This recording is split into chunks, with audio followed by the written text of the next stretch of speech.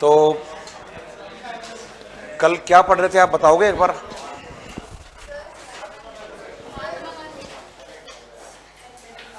क्या पढ़ा था?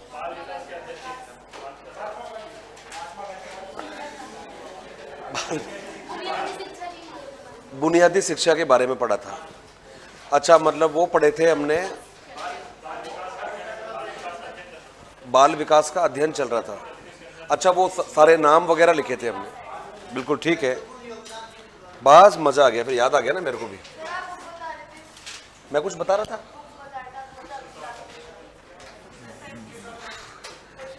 आपको यहां से अभी कुछ बुकलेट वगैरह मिली होगी?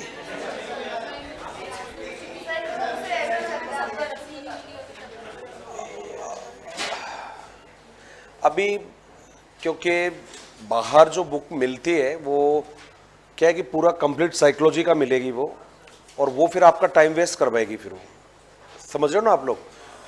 मतलब बहुत सारे पेज मिलेंगे, बहुत सारी मोटी मोटी किताबें मिलेगी, तो मैं नहीं समझता कि वो आपके लिए ज़्यादा कारगर साबित होगी वो। तो 2-1 दिन का टाइम दो मेरे को, फिर मैं आपको अच्छे से देखकर बताता हूँ। फिर मैं बता दूंगा आप लोगों को। 2 दिन का टाइम दो आप मेरे को, 2 दिन में मैं एग्जैक्टली फिर आपको देख के बताता हूँ फिर, ठीक है ना भाई? क्योंकि अभी क्या है कि मैं बुक्स तो आपको बताऊँ, लेकिन वो आपको बहुत भारी पड़ेगी आप लोगों को। भारी इन सेंस कि आपका टाइम बहुत ज़्यादा ख़राब करेगी, और मैं नहीं समझता कि आपको ज़्यादा टाइम वेस्ट करने की ज़रूरत है। टू द पॉइंट आपको पढ़ना है, वही आपको एग्जाम में काम आना है। तो कल आपने बाल विकास की पृष्ठभूमि के बारे में पढ़ा था।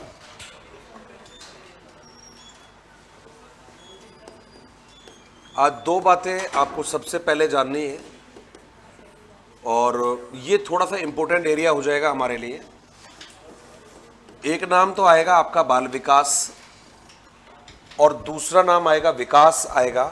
2 नाम है ये, और देखने में लगता है कि यार दोनों नाम एक ही तो है, बाल विकास कहो चाहे विकास कहिए, क्या डिफरेंस है दोनों के बीच में? लेकिन डिफरेंस है दोनों के बीच में। जहां तक बात है विकास शब्द की बात करते हैं, डेवलपमेंट शब्द की यदि हम बात करें तो कहते हैं साहब, जब भी डेवलपमेंट की हम लोग बात करेंगे तो कहा जाता है कि डेवलपमेंट का मतलब होता है परिवर्तन का होना, चेंज का होना। अब ये परिवर्तन किस में होंगे तो हमें भी मालूम है, परिवर्तन कहीं पर भी हो सकते हैं। मनुष्य में परिवर्तन हो सकते हैं, बच्चों में परिवर्तन हो सकते हैं, किसी व्यवस्था में परिवर्तन हो सकते हैं। तो परिवर्तन जहां पर भी होगा, उन परिवर्तनों को आपने क्या नाम दिया है? विकास कहा है आपने। अब चूंकि विकास से आगे नाम जोड़ दिया आपका बाल विकास, इसका मतलब हुआ कि बच्चों में होने वाले परिवर्तन या बच्चों में होने वाले विकास। अब सवाल ये उठता है कि साहब बच्चा हम किसे मानेंगे? तो इसका बहुत सीधा सा जवाब होता है कि हमारे यहाँ उसको बच्चा माना जाता है जिसकी एज 18 ईयर से कम होती है, या 18 या 18 ईयर से कम होती है। क्योंकि 18 ईयर से ऊपर जब हम बात करते हैं तो हम एडल्ट कहते हैं, वयस्क कहते हैं कि भाई वो वयस्क हो गया है, व्यक्ति हो गया है, मिच्योर हो गया है वो। लेकिन इससे कम एज के जो बच्चे होते हैं या कम व्यक्ति होता है, उसको बालक कहा जाता है। अब हमसे पूछा भाई बाल विकास किसे कहोगे, तो आसान लैंग्वेज में हमारा जवाब रहता है कि बालकों में होने वाले परिवर्तन। अब बालक कौन होगा? बालक वह होगा जिसकी एज होगी 18 ईयर से कम। लेकिन साइकोलॉजी में 18 ईयर से कम या 18 ईयर तक के जो बच्चे होते हैं उनको नाम दिया जाता है किशोर। क्या नाम दिया जाता है? किशोर कहा जाता है। और किशोर का जो टाइम पीरियड रहता है वो रहता है लगभग आपका 12 से लेकर 18 वर्ष के बीच का समय। तो ये जो 12 से लेकर 18 वर्ष के बीच का जो समय है, उस समय को कहा जाता है किशोरावस्था। पीरियड को कहा जाता है किशोरावस्था। और 12 से 18 साल के बीच का जो बच्चा होगा उसको कहेंगे किशोर कहेंगे। यदि मेल बच्चा है तो किशोर हो जाएगा, और फीमेल यदि बेटा बेटी है तो उसको आप क्या नाम दोगे? किशोरी कहोगे। इसका मतलब हुआ कि साहब बाल विकास किसे कहोगे? बालकों में होने वाले परिवर्तनों को। बालक कौन होगा? जिसकी एज 18 ईयर या उससे कम होगी, उसको बालक कहा जाएगा। लेकिन अब समस्या ये उठती है कि भाई ठीक है परिवर्तन हो रहे हैं, और ये 18 ईयर तक के परिवर्तन है ये, लेकिन ये परिवर्तन स्टार्ट कब से होते हैं? कहाँ से ये परिवर्तन स्टार्ट होते हैं? तो इसका जवाब आएगा कि वे परिवर्तन जो स्टार्ट होते हैं बच्चे के जन्म से पूर्व से। कहां से स्टार्ट होते हैं? बच्चे के जन्म के पूर्व से जो परिवर्तन होते हैं, और वे परिवर्तन जो 18 वर्ष की एज तक चलते हैं, उन परिवर्तनों को कहा जाता है बाल विकास। दोबारा बात कहूंगा, एक बार ध्यान से सुनना। कोई पूछे आपसे बाल विकास किसे कहोगे, तो आपने बिल्कुल साधारण लैंग्वेज में जवाब देना है, बालकों में होने वाले परिवर्तन। फिर आपसे पूछेगा कि कौन से बालकों में होने वाले परिवर्तन, तो आपका जवाब रहेगा किशोरावस्था तक के बालकों में होने वाले परिवर्तन। अपने आप से पूछिए, किशोर किसे कहोगे? जिनकी एज 18 ईयर या उससे कम होती है, उन बच्चों को कहा जाता है किशोर कहा जाता है। अब ये परिवर्तन कहाँ से स्टार्ट होते हैं? जन्म के बाद से स्टार्ट होते हैं, जन्म के पहले से स्टार्ट होते हैं। तो आपका जवाब क्या रहेगा? जन्म के पहले से। अब ये जो जन्म के पहले का समय है, आप चाहो तो इसको प्री बर्थ पीरियड कहिएगा, चाहे प्रेगनेंसी पीरियड कहिएगा, हिंदी में पूर्व प्रसूति काल कहिएगा, चाहे गर्भावस्था कहिएगा, चाहे जन्म पूर्व अवस्था कहिएगा। इसका मतलब हुआ कि जब बाल विकास कहोगे तो सीधा सा जवाब आपको देना है कि साहब जन्म के पूर्व से लेकर किशोरावस्था तक के होने वाले परिवर्तनों को बाल विकास कहते हैं। अब दूसरा जवाब है आपका कि विकास किसे कहते हैं? एक है बाल विकास, दूसरा है केवल विकास।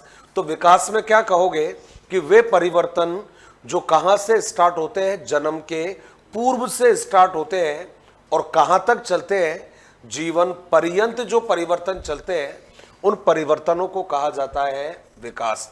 क्या दोनों शब्दों के बीच का जो डिफरेंस है वो क्लियर हुआ या नहीं हुआ? यदि विकास पूछोगे तो क्या कहोगे? जन्म के पूर्व से लेकर जब तक हम जीवित रहते हैं तब तक जो परिवर्तन होंगे उनको विकास कहोगे। आपसे पूछेगा बाल विकास किसे कहोगे, तो जवाब क्या रहेगा आपका? जन्म के पूर्व से लेकर 18 वर्ष तक होने वाले परिवर्तनों को विकास कहते हैं। अब एग्जामिनर क्या करेगा कंफ्यूज करने के लिए? 18 वर्ष भी दे सकता है, 18 वर्ष हटा भी दिया, किशोरावस्था डाल देगा। तो किशोर हम किसको कहते हैं? 18 साल तक के बच्चों को कहते हैं। किशोर नहीं भी दिया तो तीसरा नाम डाल देगा और वो रहेगा मैच्योरिटी तक, परिपक्वता तक। और जब परिपक्व जब बच्चा हो जाता है, उस एज को कहा जाता है एज ऑफ मैच्योरिटी या परिपक्व अवस्था। तो कैसे जवाब दोगे?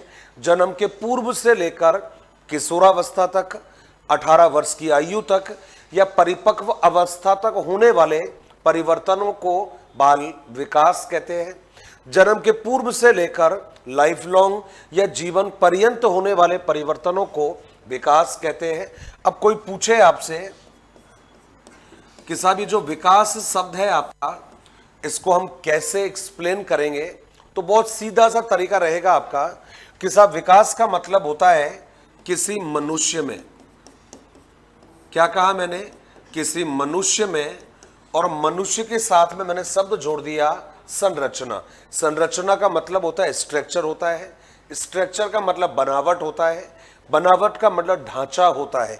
किसी मनुष्य के स्ट्रक्चर में, किसी मनुष्य की बनावट में, किसी मनुष्य की संरचना में होने वाले सतत परिवर्तन और जो समग्र परिवर्तन होते हैं, इन्हीं को क्या कहा जाता है?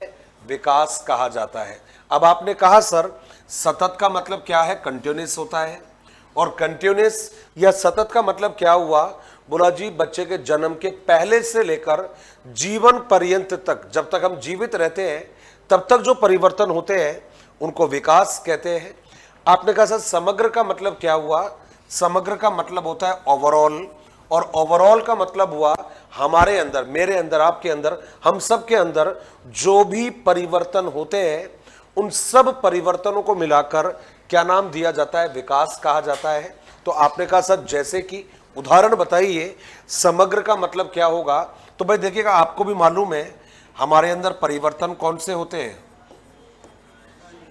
भाई? फिजिकल चेंज भी हमारे अंदर होते हैं, मेंटल जो परिवर्तन होते हैं ये भी हमारे अंदर होते हैं भाई, भाषा वाला परिवर्तन भी होता है, बिल्कुल सही कहा आपने, सामाजिक वाला परिवर्तन भी होता है, अच्छे बुरे गलत की समझ वाला परिवर्तन भी होता है, नैतिक होता है, हमें कैसे अपने इमोशंस को प्रकट करना है ये भी होता है, और उसको आपने क्या नाम दिया है, सामवेगिक। अब आपको क्या कहना है, पूछेगा मान विकास किससे कहोगे, तो आपका जवाब रहेगा मानव की संरचना में, मनुष्य की बनावट में, मनुष्य के स्ट्रक्चर में होने वाले सतत परिवर्तन। सतत का मतलब जन्म के पूर्व से लेकर जीवन पर्यंत तक होने वाले परिवर्तन, और समग्र का मतलब हुआ सभी तरह के परिवर्तनों को क्या कहते हैं, विकास कहते हैं। कहते हैं सब सभी तरह का मतलब क्या हुआ, शारीरिक परिवर्तन, मानसिक परिवर्तन, लैंग्वेज भाषा वाला परिवर्तन, सोशलिटी सामाजिक परिवर्तन, मॉरल नैतिक वाला परिवर्तन, और इमोशनल मतलब सामवेगिक परिवर्तन। तो सबसे पहले ये बताइए, दो शब्द क्लियर हुए या नहीं हुए, कौन से वाला, पहला है बाल विकास और दूसरा है विकास। क्या शब्द क्लियर है? मैं दोनों को एक बार लिखवाऊंगा, फिर इन दोनों की डेफिनेशन लिखवाऊंगा आप लोगों को। तो हेडिंग बना दीजिएगा, बाल विकास एवं विकास।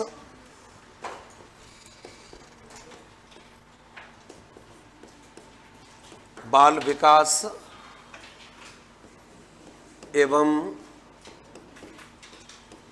विकास।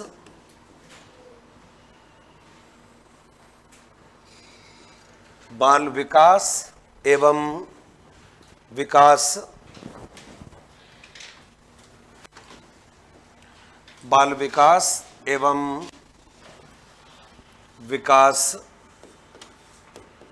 इसमें लिखिएगा बाल विकास जन्म के पूर्व से जन्म के पूर्व से लेकर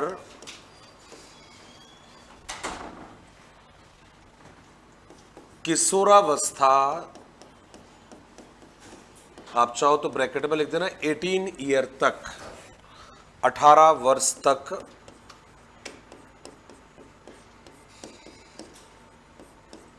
किशोरावस्था, 18 वर्ष तक होने वाले परिवर्तनों को कहते हैं, जबकि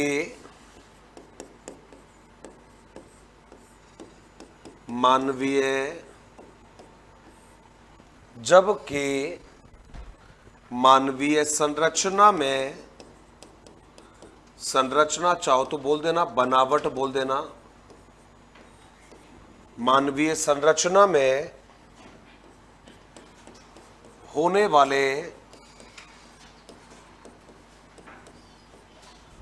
मानवीय संरचना में होने वाले सतत एवं समग्र परिवर्तनों को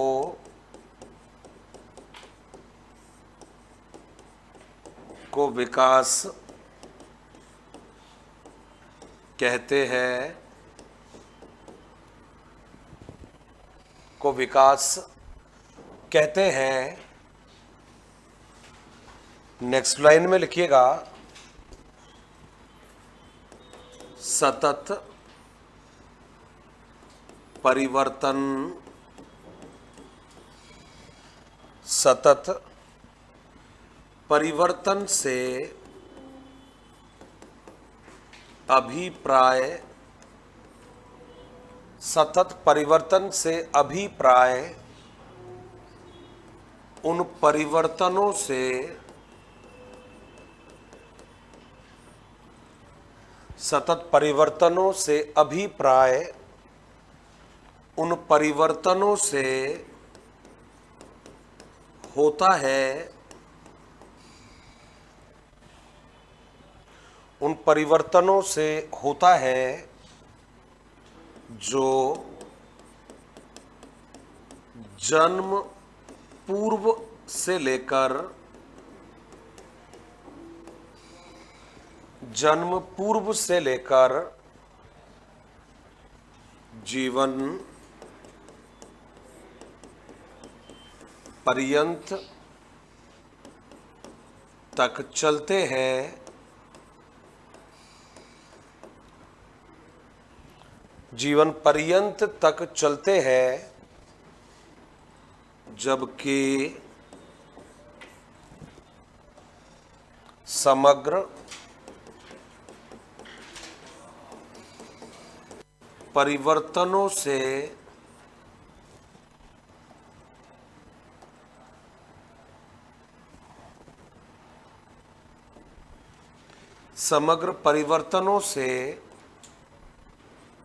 अभिप्राय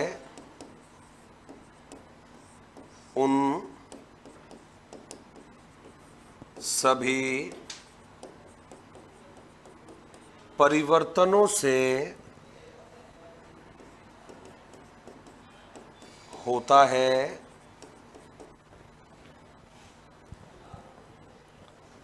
जैसे शारीरिक परिवर्तन,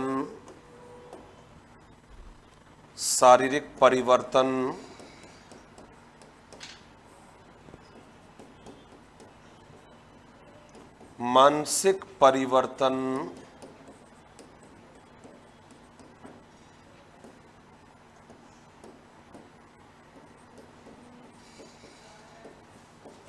नैतिक परिवर्तन,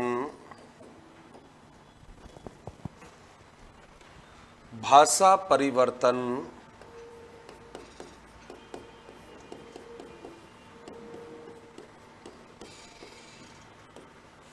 सामाजिक परिवर्तन,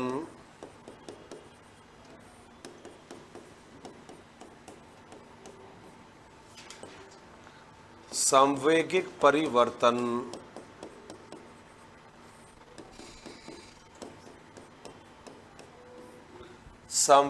परिवर्तन, अब नेक्स्ट लाइन में कुछ डेफिनेशंस हम लिखेंगे ताकि आपका माइंड सेट रहे कि हाँ यार प्रश्न यदि पूछ लिया जाए तो हम गलत नहीं करेंगे। तो नेक्स्ट लाइन में एक छोटा सा हेडिंग कर दीजिएगा और लिखिएगा बाल विकास की परिभाषाएं, बाल विकास की परिभाषाएं, बाल विकास की परिभाषाएं। 2-3 डेफिनेशन लिखवा देता हूं, माइंडसेट रहेगा थोड़ा सा आपका, हाँ यार किसे कहते हैं, ठीक है ये। तो पहली जो डेफिनेशन है उसमें नाम लिख दीजिएगा वर्ग के अनुसार, वर्ग के अनुसार। और वर्ग के अनुसार में जो हम लिखेंगे उसमें लिख दीजिएगा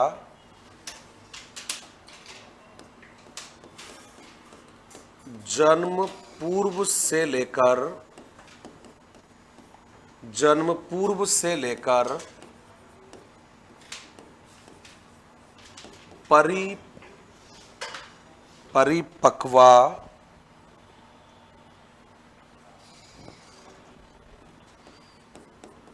परिपक्वावस्था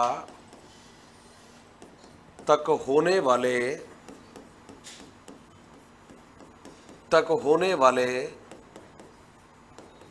परिवर्तन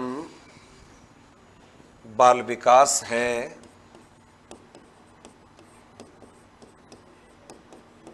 देखो भाई आपने भी देखा, क्लियर है ना ये, हमने वहां 18 साल पढ़ा था, कभी किशोरावस्था पढ़ा था, परिपक्वावस्था भी पढ़ा था। बस इतना ध्यान रखना है वर्ग क्या कह रहा है, परिपक्व अवस्था तक होने वाले परिवर्तन। दूसरा नाम लिखिएगा क्रो एवं क्रो के अनुसार,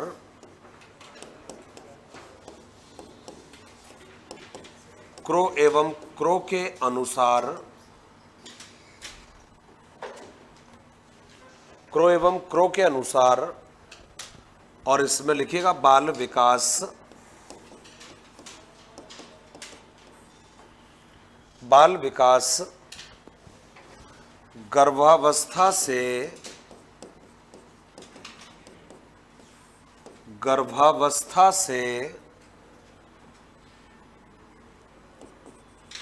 किशोरावस्था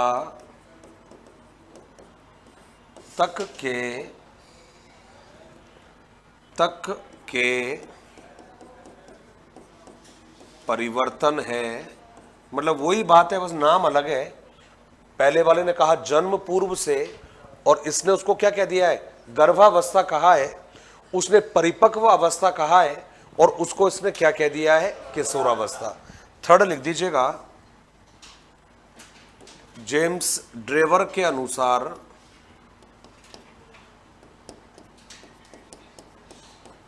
जेम्स ड्रेवर के अनुसार जेम्स ड्रेवर के अनुसार, और इसमें लिखेंगे जन्म से लेकर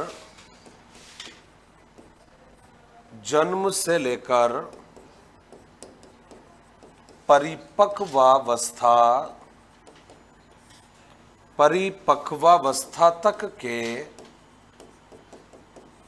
परिवर्तन है। परिपक्वावस्था तक के परिवर्तन है, इसका मतलब आप समझिएगा, वो बाकी तो कह रहे हैं जन्म के पूर्व से, और ये कहां से कह रहा है, जन्म से। बस बाकी सेम है। इसने कहा परिपक्वावस्था, इसने कहा किशोरावस्था, और इसने भी वही परिपक्वावस्था कहा। बस फर्क कहां आता है, पहला कहता है जन्म से पूर्व, दूसरा कहता है गर्भावस्था, और तीसरा क्या कहता है, जन्म कहते हैं। ये डिफरेंस है। अब हमें डेफिनेशंस लिखनी है अगली लाइन में, और छोटा सा हेडिंग कर दीजिएगा और लिखिएगा विकास की परिभाषाएं।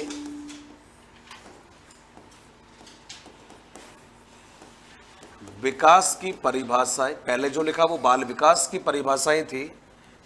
अभी हम जो लिख रहे हैं वो परिभाषा किसकी रहेगी, विकास की।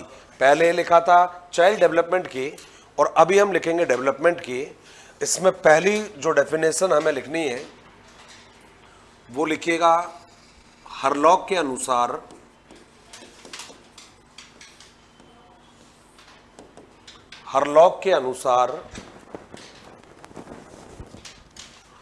और हरलॉक के अनुसार में लिखिएगा विकास क्रमिक प्रक्रिया है। विकास क्रमिक प्रक्रिया है जिसमें नवीन आकृतियां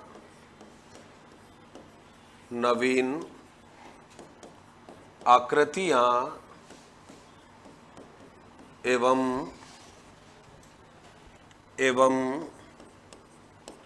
विशेषताएं जन्म लेती है।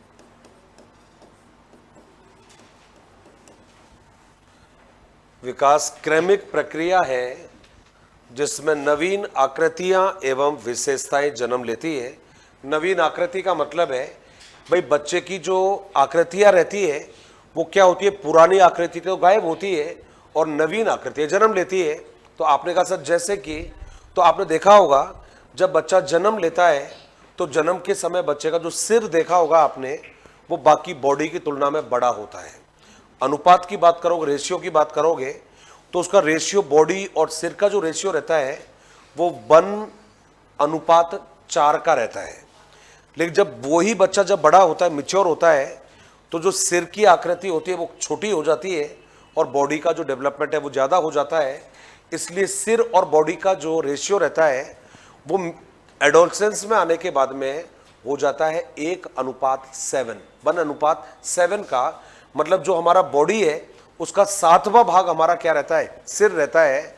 इसका मतलब हुआ नवीन जो आकृतियां होती है वो जन्म लेती है और पुरानी आकृतियां गायब होती है।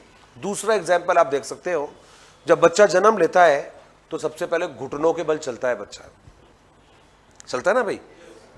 जब बच्चा बैठना सीख जाएगा या खड़ा होना सीख जाएगा तब वो घुटनों के बल चलना छोड़ देगा। वो तो बच्चों में क्या होता है, पुरानी आकृतियां तो गायब होती है और नवीन आकृतियां जन्म लेती है। यही आपने कहा था कि नवीन आकृतियां बच्चों में आती है और विशेषताएं नवीन बच्चों में जन्म लेती है। नवीन विशेषताओं का मतलब क्या हुआ कि कई बार हमने देखा है कि बच्चा पहले तुतलाना स्टार्ट करता है, फिर बच्चा स्पष्ट बोलना स्टार्ट कर रहा है, तो पुरानी आदतें हमेशा गायब होती रहती है और नवीन आकृतियां और नवीन जो विशेषताएं होती है ये बच्चों में जन्म करती हुई चलती है।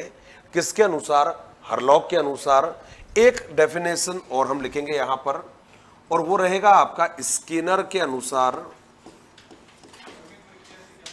हाँ जी, हाँ जी, क्रमिक प्रक्रिया का मतलब होता है एक सीक्वेंस में होने वाले परिवर्तन। फॉर एग्जाम्पल हम बात करते हैं, जब बच्चा जन्म लेता है और जब सपोज करिए बच्चा अभी हॉस्पिटल में है, बेबी ने जस्ट अभी जन्म लिया है, तो क्या बच्चा जन्म लेते ही बोलना स्टार्ट कर देता है क्या भाई? क्या जन्म लेते ही बोल देता है कि hello sister how are you? है, करता है क्या ऐसा? अपनी मम्मी को बोलता है क्या मम्मी हमारा स्वागत नहीं करोगी? है, ऐसा बोलता है क्या?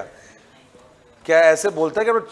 यदि उससे पहले वाले एक आध भाई बहन होंगे, मान लो चाहे वो कजिन्स होंगे, कोई भी होगा, तो क्या कहेगा कि hello dudes how are you?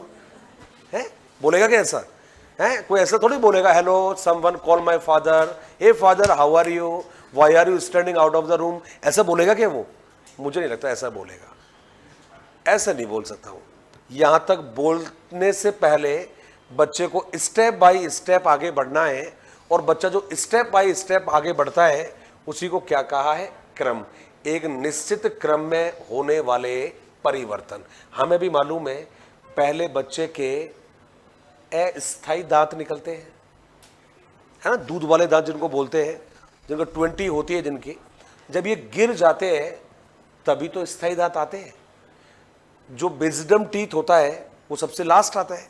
ऐसा थोड़ी होता है विजडम टीथ सबसे पहले आ गया, ऐसा नहीं होता ना। तो ये इनका एक सीक्वेंस होता है, और उसी सीक्वेंस के लिए क्या कहा है? क्रमिक। विकास कैसा होता है? क्रमिक होता है, एक निश्चित क्रम में चलने वाला। उम्मीद है ये समझ में आ गया आपको। नेक्स्ट लिखिएगा स्किनर के अनुसार, और इसमें लिखिएगा विकास धीमी एवं सतत प्रक्रिया है। विकास धीमी एवं सतत प्रक्रिया है। इसका मतलब क्या हुआ कि विकास स्लो चलता है, बहुत फास्ट नहीं चलता। लेकिन चलता कैसे? ये हमेशा चलता रहता है, तब तक चलता रहेगा जब तक हम जीवित रहते हैं, तब तक। आपने कहा सर ऐसा है क्या? है ऐसा। जब व्यक्ति का लास्ट समय होता है कि भाई अब तो बिल्कुल उसका समय नजदीक आ गया जाने वाला, तब भी वो कुछ ना कुछ सीखता ही है। वो तब भी कुछ ना कुछ कह के जाता है हम लोगों को, कहता है हमसे भाई जीवन का अंत बुरा होता है। लास्ट समय पर कह रहा है व्यक्ति, क्या? जीवन का अंत बुरा होता है। जीवन के अंत समय क्या क्या कह रहा है व्यक्ति कि भाई खाली हाथ आए थे और खाली हाथ जा रहा हूं। भाई तुम परेशान मत होना, ज्यादा खुश रहना। आप मुझे बताइए, खुद जिंदगी भर खुश नहीं रहा वो, है ना? हाय हाय पैसा पैसा, है ना, या मेरे अपने ये वो जिंदगी भर कहता रहा। लेकिन लास्ट समय पर भी उसको क्या सीखने को मिला कि भैया जो जी लिया वो अपना है, बाकी कुछ भी अपना नहीं है, क्योंकि व्यक्ति खाली हाथ जाता है। तो व्यक्ति हमेशा कुछ ना कुछ सीखता रहता है। इसलिए आपने क्या कहा कि विकास धीमी गति से चलता है, बस रुकता नहीं है, लेकिन क्या सतत प्रक्रिया होती है, हमेशा चलता रहता है। तभी रुकता है जब व्यक्ति की सांसें रुक जाती है। तो पहला है क्रमिक प्रक्रिया होती है, दूसरा कहता है धीमी एवं सतत प्रक्रिया होती है। अब ये तो रहे विकास के बारे में। अब यहां से जो प्रश्न हमारे लिए बनते हैं वो प्रश्न कुछ बनते हैं कि साहब जो विकास होता है ये कैसा होता है। हालांकि साइंस में पढ़ लिया होगा आप लोगों ने, ये पढ़ा नहीं पढ़ा? पढ़ लिया ना भाई। मैं थोड़ा सा बता देता हूं इसके बारे में। कुछ चीजें आपने पढ़ रखी है, तो जो पढ़ रखी है उनके बारे में बिल्कुल बात नहीं करूंगा मैं। कहता था विकास की स्टेजेस होती है, अवस्थाएं होती है, और इन अवस्थाओं को हम कई भागों में बांट सकते हैं। एक अवस्था होती है जन्म के पहले वाली अवस्था होती है, और बाकी अवस्थाएं होती है जन्म के बाद वाली। तो जो जन्म के पहले वाली जो स्टेज होती है उसको चाहो तो आप गर्भावस्था कह देना, और चाहे उसको प्रेगनेंसी पीरियड कह देना, और इसको आपने क्या नाम दिया है? पूर्व प्रसूति काल आपने कहा है। कहता है ये समय गर्भावस्था से लेकर स्टार्ट होता है या गर्भधारण से ये स्टार्ट होता है और कहाँ तक चलता है, जन्म तक चलता है ये या जन्म पूर्व तक चलता है ये। अमूमन कहते हैं कि इसका जो टाइम पीरियड रहता है अप्रॉक्सीमेट 280 डेज के आसपास इसका समय रहता है। लेकिन ऐसा नहीं कि 280 डेज फिक्स होता है, 285 भी हो सकता है, 282 भी हो सकता है, 290 भी हो सकता है। कुछ प्री मेच्योर डिलीवरीज होती है तो वहाँ पर ये कम भी हो सकता है। लेकिन एक एवरेज जो समय माना जाता है इस पीरियड का वो लगभग कितना रहता है, 280 डेज का रहता है। अब ये जो आपका समय है आपका, जिसको आपने पूर्व प्रसूति काल कहा, जिसका समय आपने बताया लगभग 280 डेज का, और 280 डेज का मतलब रहता है लगभग 40 वीक का समय रहता है ये। अब इसको हमने क्या किया कि हम चाहे तो इस कंप्लीट पीरियड को जो 280 डेज का रहता है, 40 वीक का रहता है, इसको भी हम सब स्टेजेस में बांट सकते हैं। और सब स्टेजेस की जब बात करेंगे तो पहला जो समय है इसका, उसको हम कहते हैं डिम्ब पीरियड कहते हैं। और ये जो डिम्ब पीरियड है आपका, इसी को कहते हैं पीरियड ऑफ ओवम कहते हैं हम। ये पहला आपने समय दिया है, चाहे आप डिम्ब अवस्था कहिएगा चाहे पीरियड ऑफ ओवम कहिएगा। कहते हैं साहब ये जो समय रहता है आपका, ये प्रेगनेंसी के पीरियड से स्टार्ट होता है, मतलब गर्भावस्था से ये समय स्टार्ट होता है। और लगभग इसका जो समय रहता है वो डेज में बात करोगे तो 14 या 15 डेज का रहता है। और यदि वीक में बात करोगे तो लगभग 2 वीक का है। कौन से वाले का? तो आपने जवाब दिया डिम्ब अवस्था, ओवम पीरियड आपने कहा है। कहते हैं साहब इसी को चाहो तो आप डिम्ब कहिएगा, चाहे आप इसी को ओवम कहिएगा, एक ही बात है। समय रहेगा आपका लगभग 14 या 15 डेज का समय रहेगा। और इसी को आप वीक में यदि बात करते हो तो 2 वीक का ये समय माना जाता है। कहते हैं साहब जब हम इसकी बात करते हैं तो इसको डिम्ब भी कहा जाता है और इसी को कहा जाता है बीज या बीजावस्था भी कहा जाता है। तो ये पहली अवस्था रहती है जिसको डिम्ब कहिएगा, ओवम कहिएगा या बीजावस्था कहिएगा। और समय 14-15 डेज का रहता है, 2 वीक तक की ये स्टेज रहती है। इसके बाद में जो सेकंड जो पीरियड रहता है उसको आपने नाम दिया पीरियड ऑफ एम्ब्रियो कहा आपने।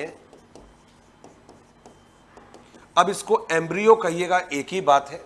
एम्ब्रियो नहीं कहना चाहो तो उसको दूसरा नाम भी आप दे सकते हो, और वो रहता है आपका भ्रूण या भ्रूणावस्था रहता है। एम्ब्रियो पीरियड कहिएगा। कहते हैं 14-15 डेज या 2 वीक से स्टार्ट होता है और लगभग 2 मंथ्स तक का ये समय रहता है आपका, 2 माह तक का ये समय रहता है। अभी जो एम्ब्रियो है आपका, जिसको आपने भ्रूण कहा है, कहते हैं कि इसकी जो आकृति रहती है, इसकी जो शेप रहती है वो एक अंडे के समान रहती है। शेप जो है उसकी गोल आकृति में पाया जाता है। और ये जो गोल जो आकृति रहता है कुछ इस टाइप का, कहते हैं कि 3 तरह की लेयर जो रहती है, उन 3 तरह की लेयर से मिलकर बना है। और वो जो 3 लेयर होती है, एक होती है बाहरी परत, एक होती है मध्य परत और एक होता है आपका आंतरिक परत।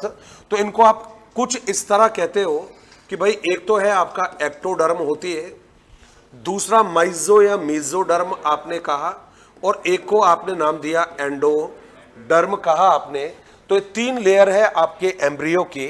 सबसे बाहर वाली जो होगी वो एक्टो होगी, मध्य वाली होगी मीजो या माइजो कहिएगा आप इसको, और ये जो आंतरिक वाली होती है, अंदर वाली होती है, इसको एंडो कहते हैं। कहते हैं कि हमारे बॉडी के जो अलग अलग पार्ट्स रहते हैं उनके बनने में, उनके निर्माण में इन 3 लेयर्स का बड़ा मैं कहूँगा कि इम्पोर्टेंट रोल रहता है। अब इनको इन शॉर्ट यदि बात करें, हम बायोलॉजिकल नहीं भी जाना चाहें और सतही तौर पर यदि बात करते हैं तो कहते हैं ये वो परत रहती है या वो लेयर रहती है जो हमारे बाहरी अंग जो रहते हैं, उन बाहरी अंगों का जो आवरण रहता है उसके निर्माण में ये बड़ी हेल्पफुल होती है। अब चाहे तो आप त्वचा वगैरह बात करिएगा, स्किन वगैरह बात कर लीजिएगा, बाल वगैरह बात करिएगा, नेल का जो बाहरी सतह रहती है आप उसकी बात कर दीजिएगा। उसके निर्माण में ये जो एक्टोडर्म है ये बड़ी हेल्पफुल मानी जाती है। जहाँ तक मिजो की बात करोगे, कहते हैं कि साहब डायरेक्टली आप जवाब दे सकते हो कि हमारी जो मसल्स रहती है, जो हमारी मांसपेशियाँ रहती है, उनके विकास में इस वाली जो लेयर है आपकी, इसका योगदान माना जाता है। और जब हम बात करते हैं हमारे डायग्नोस्टिक सिस्टम की बात करिएगा, हमारे पाचन तंत्र के जो अंग रहेंगे, किडनी की बात करें, लीवर की बात करें, लंग्स की बात करिएगा, जो रेस्पिरेटरी सिस्टम कंप्लीट आ जाता है, उनके विकास में कौन सी लेयर का योगदान रहता है, तो वो जवाब रहेगा आपका एंडोडर्म। तो हमने क्या जवाब दिया, पहला पीरियड ऑफ ओवम है आपका, सेकंड है आपका पीरियड ऑफ एम्ब्रियो है आपका। जैसे ही बच्चा 2 मंथ्स का 2 मंथ्स कंप्लीट करता है, तो जो भ्रूण है, एम्ब्रियो है, वो कहते हैं कि जो मानव आकृतियां होती है उनमें कन्वर्ट होना स्टार्ट हो जाता है। और 2 मंथ्स कंप्लीट होते ही फिर थर्ड अवस्था आती है और उसको एज ऑफ फिटस कहा आपने। अब चाहे एज ऑफ फिटस कह दीजिएगा, चाहे कह दीजिएगा गर्भस्थ शिशु की अवस्था, ये इसको नाम दे दीजिएगा। और ये जो गर्भस्थ शिशु की जो अवस्था होती है, कहते हैं साहब इसका जो समय रहता है वो 2 मंथ से स्टार्ट होता है और 2 मंथ से लेकर ये आपके जन्म के पूर्व तक का समय रहता है। इसमें हमें केवल यही बात कहनी है कि मनुष्य के बॉडी के जितने भी पार्ट्स होते हैं उन सब का फंक्शनिंग जो सिस्टम है, उनका जो ऑपरेटिंग सिस्टम है, वो कौन सी स्टेज में स्टार्ट हो जाता है, वो इस वाली एज में स्टार्ट हो जाता है। हमारे बॉडी के जो पार्ट्स होते हैं वो यहाँ पर विकसित भी होते हैं और उनमें क्रिया आना भी स्टार्ट हो जाती है। तो ये जो समय है आपका, उस समय को आपने कहा प्री प्रेगनेंसी पीरियड कहा है, पूर्व प्रसूति काल कहा है। 280 डेज का रहता है, 40 वीक का ये पीरियड माना जाता है। और इस 40 पीरियड को या 40 वीक के पीरियड को हमने अलग अलग जो सब स्टेजेस है उनमें बांट दिया है। ज्यादा आपने आपकी सब्जेक्ट में पढ़ रखा होगा, है ना? हाँ, वही आता है ज्यादा। ये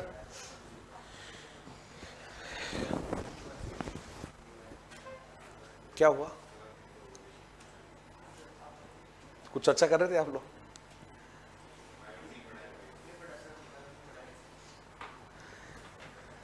कोई बात नहीं, 12th में तो पढ़ा ही होगा। अच्छा अच्छा, ये भी आज पढ़ लिया ना, क्या फर्क पड़ता है ना? आज पढ़ लिया, क्या फर्क पड़ता है? पढ़ना जरूरी, कभी भी पढ़ो। चलो एक बार हेडिंग बना लेते हैं अभी, और हेडिंग बनाइएगा विकास की अवस्थाएं।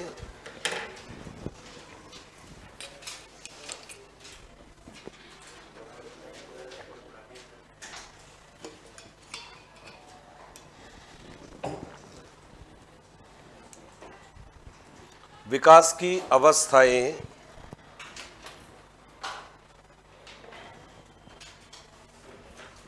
विकास की अवस्थाएं, और लिखिएगा विकास की, नेक्स्ट लाइन में लिखिएगा विकास की निम्न अवस्थाएं होती है। विकास की निम्न अवस्थाएं होती है। पहला लिखिएगा, फर्स्ट लिखिएगा पूर्व प्रसूति काल। फर्स्ट स्टेज का नाम है पूर्व प्रसूति काल।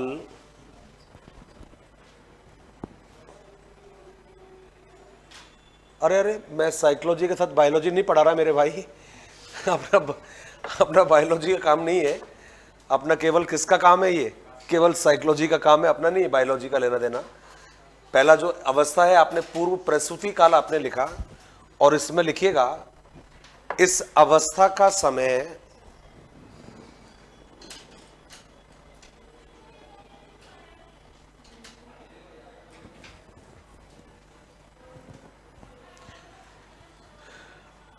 किसी ने कहा कि एम्ब्रियो 2 वीक से होती है। भाई हमने भी 2 वीक ही लिखा है, एम्ब्रियो में हमने भी क्या लिखा है?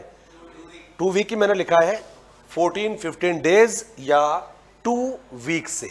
और कहां तक चलेगा? 2 मंथ्स तक चलता है, हमने भी यही कहा है। आपने क्या लिखा है इसका? कुछ लिखा है इसमें? इस अवस्था का समय गर्भावस्था से लेकर, या माफ कीजिएगा गर्भाधारण से लेकर, ज्यादा ठीक रहेगा, गर्भाधारण से लेकर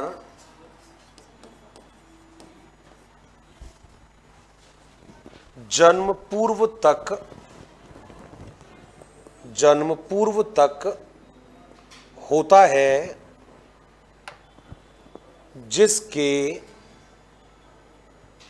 जिसकी अवधि लगभग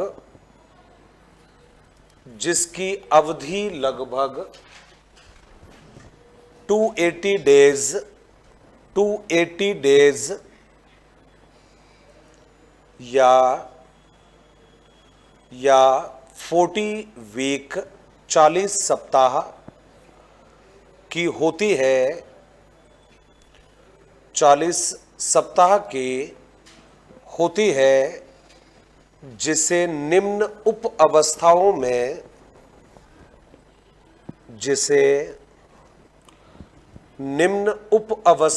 में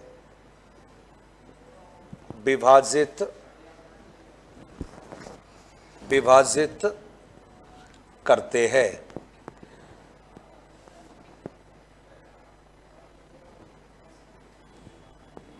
पहला लिखिएगा, फर्स्ट वाला डिंब अवस्था, पहला है डिंब अवस्था, और ब्रैकेट में लिख दीजिएगा ओवम, OVUM, पीरियड लिखो तो पीरियड भी लिख देना, ओवम पीरियड या stage of ovum, ovum period या ओवम एज ऑफ ओवम। इसमें लिखिएगा इसे बीजावस्था, इसे बीजावस्था भी कहते हैं, जिसका समय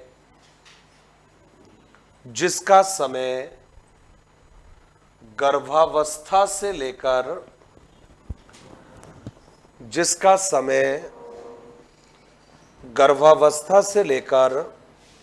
14 या 15 डेज 14 या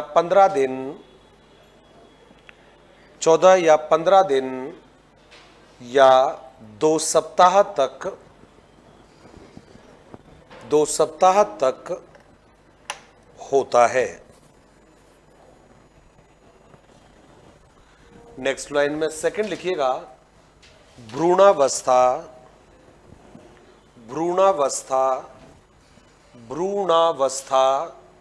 और ब्रैकेट में लिख दीजिएगा एज ऑफ एम्ब्रियो, भ्रूणावस्था, ब्रैकेट में आ जाएगा एज ऑफ एम्ब्रियो,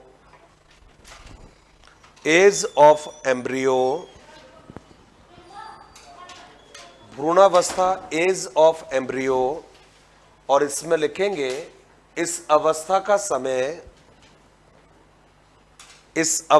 समय 14 या 15 डेज से 14 या 15 दिनों से 14 या 15 दिनों से लेकर 2 माह तक होता है। नेक्स्ट लाइन में लिखिएगा, भ्रूण की संरचना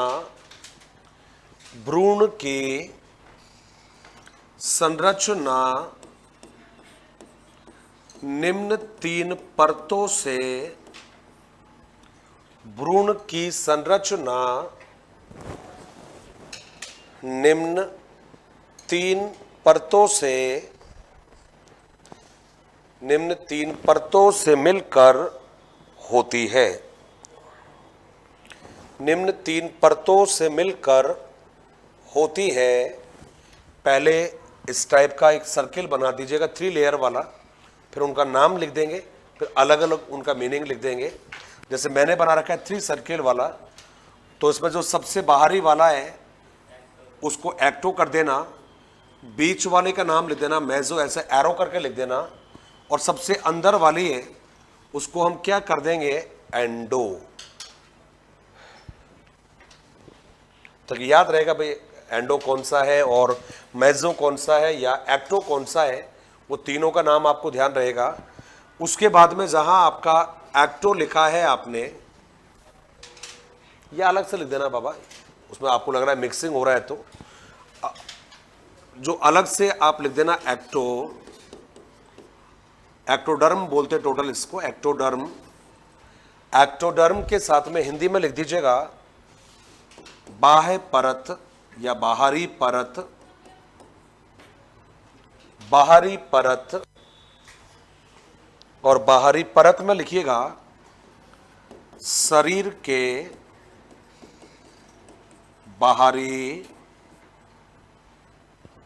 शरीर के बाहरी आवरण के निर्माण में, शरीर के बाहरी आवरण के निर्माण में सहायक है, शरीर के बाहरी आवरण के निर्माण में सहायक है। सेकंड लिख दीजिएगा मेसोडर्म, मेसोडर्म MESODERM, डर्म तीनों में आएगा, बस पहले में एक्टो है, दूसरे में मेसो है, MESO। इसमें लिख दीजिएगा मध्य परत, मध्य परत जो मांसपेशियों के, मसल्स को कह रहे हो, मांसपेशियों के निर्माण में सहायक है, मांसपेशियों के निर्माण में सहायक है। थर्ड लिखिएगा एंडोडर्म,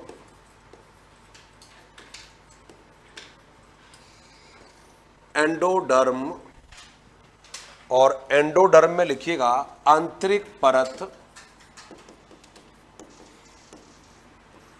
आंतरिक परत जो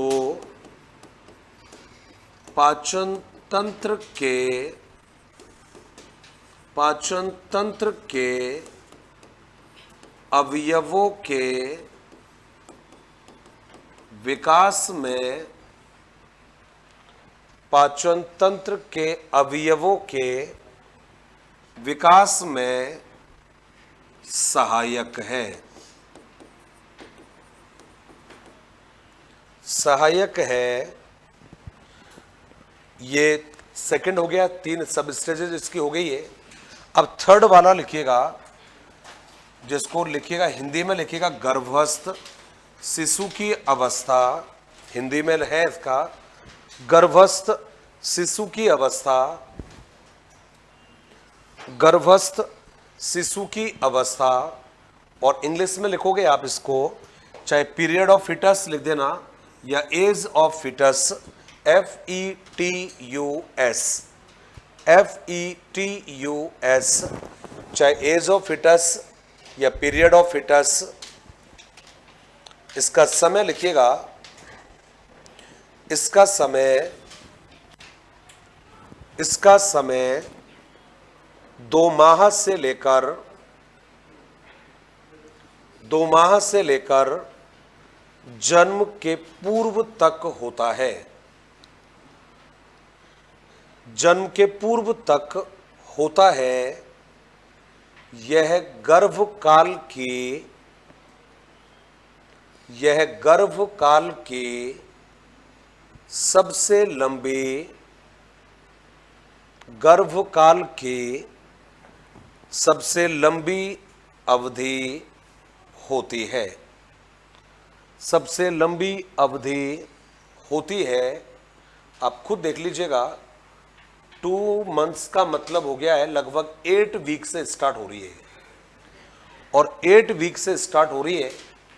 टोटल समय कितने वीक का होता है? 40 वीक्स का होता है।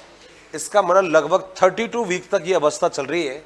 अब 32 वीक तक चलेगी तो ये अवस्था होगी आपकी सबसे लंबी। तो ये तो रहा आपके जन्म से पहले की अवस्था। अब सवाल उठता है कि साहब जन्म के बाद की जो पहली अवस्था होती है वो अवस्था कौन सी होती है?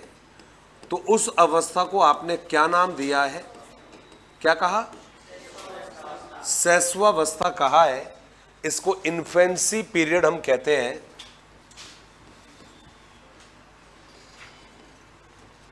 क्या नाम दोगे भाई? इन्फेंसी पीरियड कहते हैं। अभी जो इन्फेंसी पीरियड है, इसके बारे में हमें कौन कौन सी बातें ध्यान रखनी है? सबसे पहली बात तो ये है कि जन्म के बाद की ये पहली अवस्था मानी जाती है। जब बच्चा जन्म लेता है तो जन्म के बाद की पहली अवस्था है।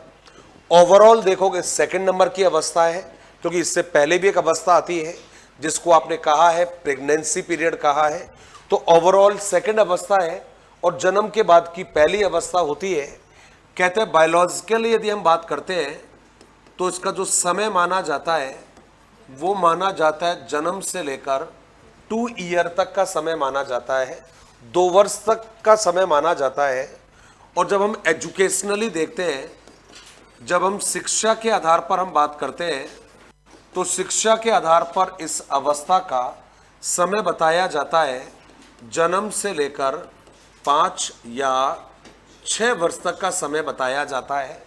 तो हमसे एजुकेशनली कभी नहीं पूछेगा, हमसे डायरेक्टली पूछेगा कि साहब ये जो शैशवावस्था होती है इसका पीरियड कब से कब तक होता है, तो हमें जवाब क्या देना है? जन्म से लेकर 2 ईयर तक का इसका समय होता है। भले ही ऑप्शन में हमें क्या दे रखा हो, 5 या 6 वर्ष दे रखा हो, यदि स्पेशली पूछेगा कि शिक्षा के आधार पर इसका पीरियड क्या रहेगा, तब आपको जवाब देना है इसका जन्म से लेकर 5 या 6 वर्ष तक।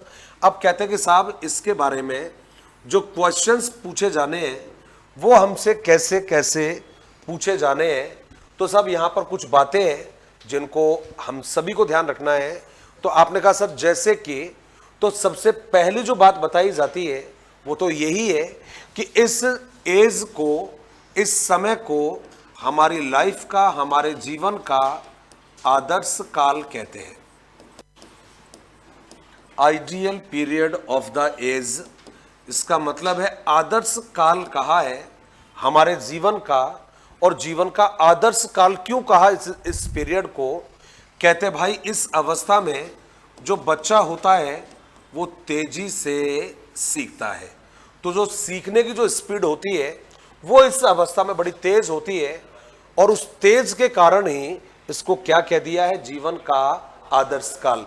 अब प्रश्न बड़ा चालाकी कर देगा बनाने वाला, आपसे डायरेक्टली पूछ लेगा कि कौन सी अवस्था को सीखने का आदर्श काल कहते हैं? इन्फेंसी पीरियड को कहते हैं। अब हमसे पूछ लिया कि साहब ठीक है, जीवन का आदर्श काल है ये, सीखने का आदर्श काल है ये, लेकिन ये आदर्श काल सीखने का किसने कहा है? तो एक व्यक्ति ने कहा है, और उस व्यक्ति का नाम है वैलेंटाइन। अरे अरे, अब तो मई चल रहा है भाई, है? अब तो छोड़ो, भूलो, अब तो सारी बातों को इधर आ जाइए। अब तो जून आने वाला है जल्दी, और जून में नौकरियों की लग जाओ फटाफट, है ना? पेपर अच्छे से करके आना। उसके बाद में rose day, pink day, chocolate day, जो भी डे होते हैं वो सारे डे मनाना कोई मना नहीं करेगा। लेकिन पहले क्या जरूरी है? पहले अपने पैरों पर खड़े होना जरूरी है, वरना एक ही दिन बनाना बनेगा, और वो है बेरोजगार दिवस। तो मुझे नहीं लगता कि आप में से कोई भी चाहेगा कि ज्यादा समय तक बेरोजगार रहना। तो पहले फटाफट नौकरी लगते हैं, उसके बाद में एक ही दिन मनाएंगे, और वो होगा सैलरी दिवस, है? हाँ, 1 से लेकर 10 तारीख तक क्या मनाएंगे? सैलरी दिवस। सैलरी दिवस क्या? सैलरी वीक मनाएंगे ना, है ना भाई? पूरा सैलरी दिवस मनाएंगे। तो आ जाइए जल्दी से एक बार।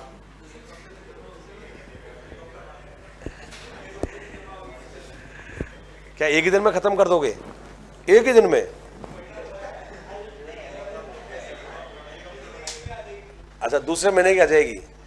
क्या बात है, लोन ले लेंगे यार। लोन भी 2 साल के बाद में देंगे, लेकिन वो उसके लिए पहले अपने को क्या करना पड़ेगा?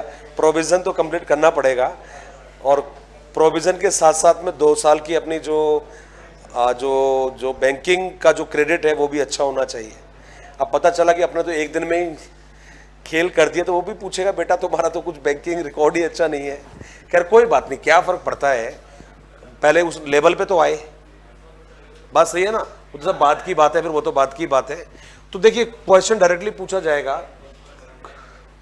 आ जाओ आ जाओ आ जाओ आ जाओ। सीखने का आदर्श काल कहते हैं शैशवावस्था को, और किसने कहा? वैलेंटाइन ने कहा है।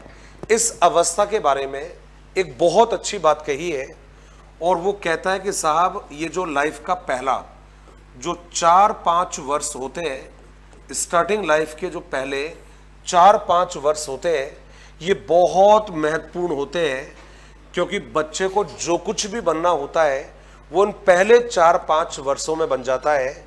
ये बड़ा इंपॉर्टेंट कोटेशन है। ये कहता है 4-5 वर्ष बच्चे के महत्वपूर्ण होते हैं, क्योंकि बच्चे को जो भी बनना होता है वो इन पहले 4-5 वर्षों में बन जाता है। और ये किसने कहा? तो जवाब रहेगा आपका सिगमंड फ्राइड ने कहा। क्या कहा है? कि बच्चे के विकास के पहले 4-5 वर्ष महत्वपूर्ण होते हैं, बच्चे को जो कुछ भी बनना होता है वो इन पहले 4-5 वर्षों में बन जाता है। अब ये तो कुछ कोटेशन थी इस अवस्था के बारे में। अब कोई हमसे पूछे कि भाई इस अवस्था की खासियत क्या है, इसमें क्या क्या चीजें इस अवस्था में देखने को मिलती है, तो बिल्कुल जो टॉप जो बातें हैं वो मैं आपको बताने वाला हूं। सबसे पहले कहते हैं कि साहब ये वो अवस्था होती है जिसमें बच्चे का जो पर्सनैलिटी रहता है, बच्चे का जो व्यक्तित्व रहता है, वो अंतर्मुखी होता है। अब आप कहोगे गुरुजी ये अंतर्मुखी क्या बीमारी आ गई है? अंतर्मुखी इंट्रोवर्ट को बोलते हैं। हाँ मैं बताऊंगा ना। भी 2 तरह की पर्सनैलिटी ज्यादा देखने को मिलती है।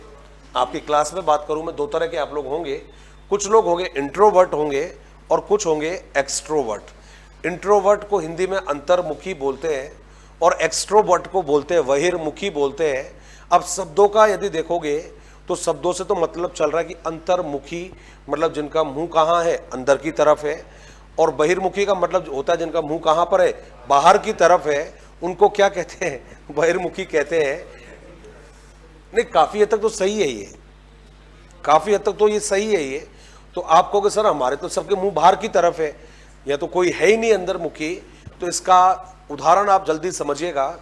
कहते हैं कि जो व्यक्ति सेल्फ सेंटर्ड होता है, जो व्यक्ति सेल्फ सेंटर्ड होता है, जो व्यक्ति केवल खुद के बारे में सोचता है, जो व्यक्ति केवल खुद तक सीमित रहता है, जो व्यक्ति दूसरों के साथ में कम्युनिकेट नहीं कर पाता है, विचारों का आदान प्रदान नहीं कर पाता है, जो दूसरों के साथ में एडजस्ट नहीं कर पाता है, जो दूसरों के साथ में ठीक से बात नहीं कर पाता है, जो अकेले रहना पसंद करता है, जो इमेजिनेशन में रहता है, जो खोया खोया रहता है, जो बहुत ज़्यादा नेगेटिव सोचता है, उस व्यक्ति का जो पर्सनैलिटी है वो कैसा रहता है? इंट्रोवर्ट रहता है।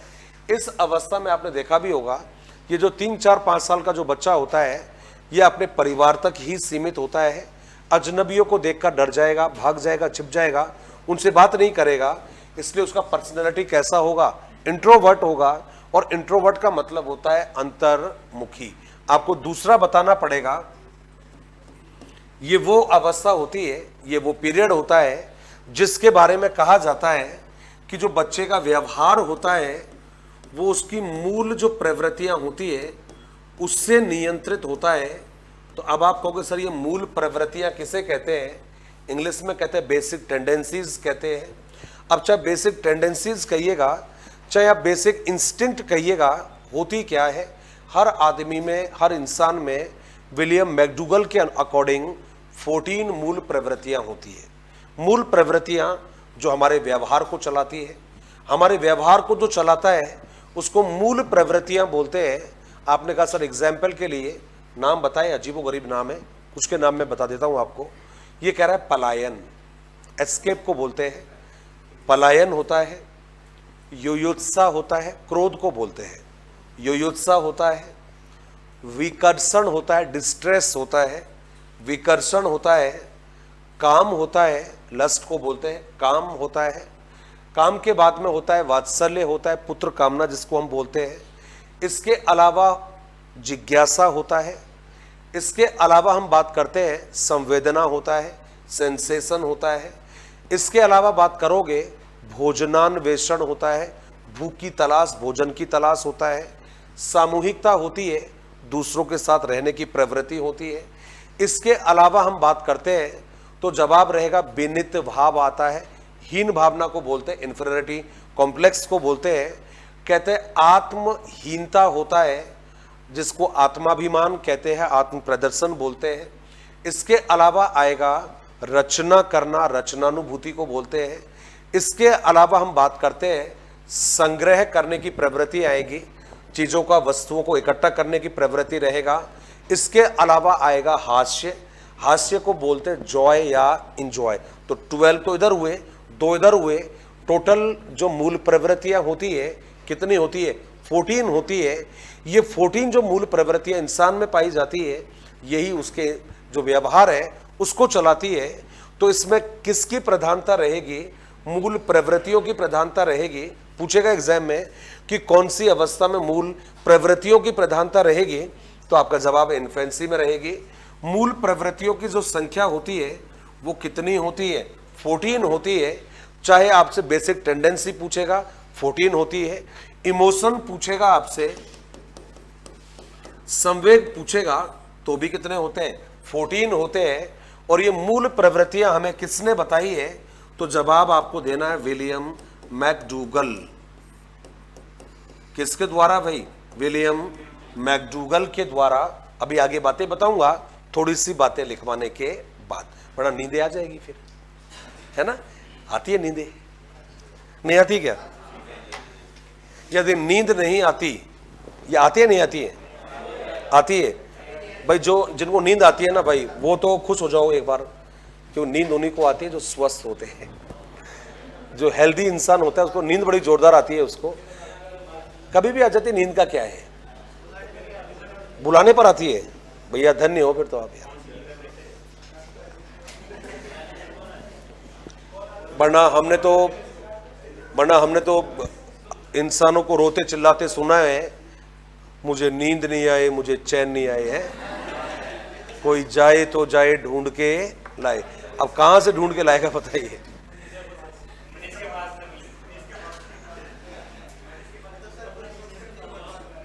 हाँ भाई, बोलो बोलो, किसकी बात करें? हाँ हाँ हाँ हाँ, नहीं बेटा, मैंने तो बीमार व्यक्ति की बात की थी। जो बीमार आदमी होते हैं उनको नींद नहीं आती ना, होने देना से क्या मतलब? अपने को हमें गाने को लेना देना नहीं। मेरी बात सुनी नहीं आपने, पूरी बात सुनी नहीं मेरी। मैंने बोला कि जिसको नींद आती है वो स्वस्थ आदमी होता है। और कुछ आदमी रियल लाइफ में चिल्लाते रहते हैं, पूरी रात इधर से उधर भागते रहते हैं, नींद नहीं आ रही, नींद नहीं आ रही। उसके बाद में एल्प्रेक्स फलाना टैबलेट लेते हैं, तब जाकर नींद आती है। ऐसे ऐसे लोगों को देखा है जो 10-10 टैबलेट लेते हैं, फिर भी नींद नहीं आती, क्योंकि वो व्यक्ति दरअसल में बीमार है। और कौन सी बीमारी है उनको? दिमागी बीमारी है। कौन सी बीमारी? दिमागी बीमारी। हम तो वो लोग हैं, हाँ जी चलो चलो छोड़ो, इधर आ जाओ, इधर आ जाओ। हेडिंग बनाइएगा सेकंड अवस्था, और सेकंड जो अवस्था है उसका नाम लिखिएगा शैशव अवस्था। और इसका जो ब्रैकेट में लिख दीजिएगा इन्फेंसी।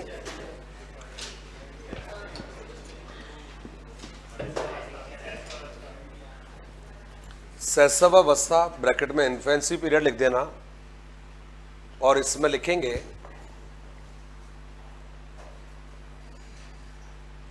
इसका समय जन्म से, इसका समय जन्म से 2 वर्ष तक,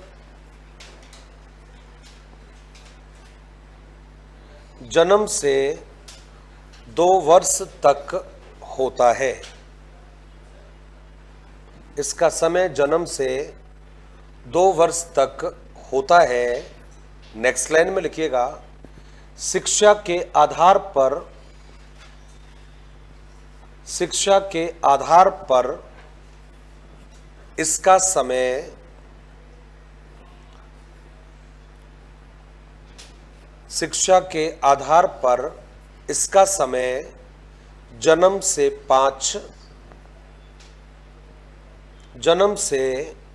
5 या 6 वर्ष तक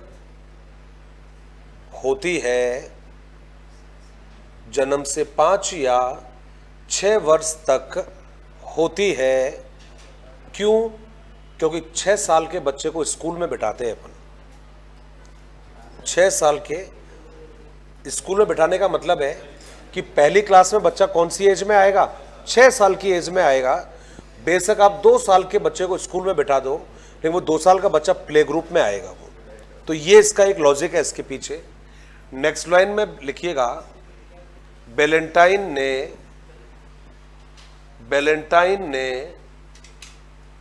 इस अवस्था को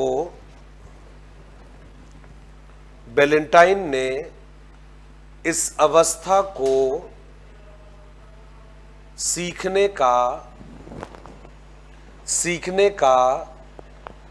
आदर्श काल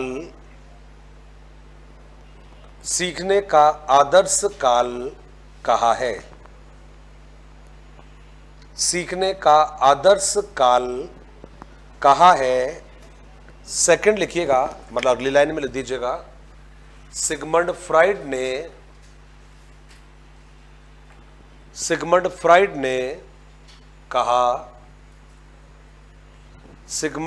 ने कहा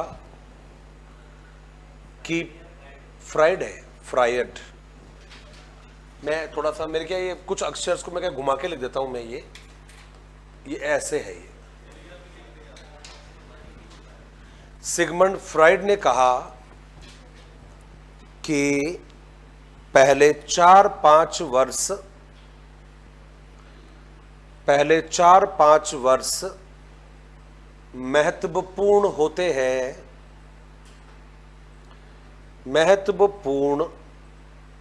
हैं क्योंकि बालक को जो भी बनना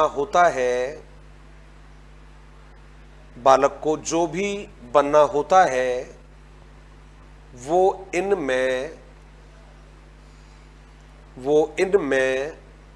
बन जाता है। जो भी बनना होता है वो इनमें बन जाता है। नेक्स्ट लाइन में लिखिएगा, इस अवस्था की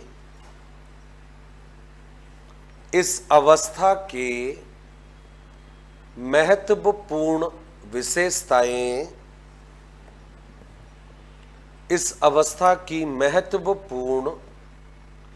विशेषताएं निम्न हैं।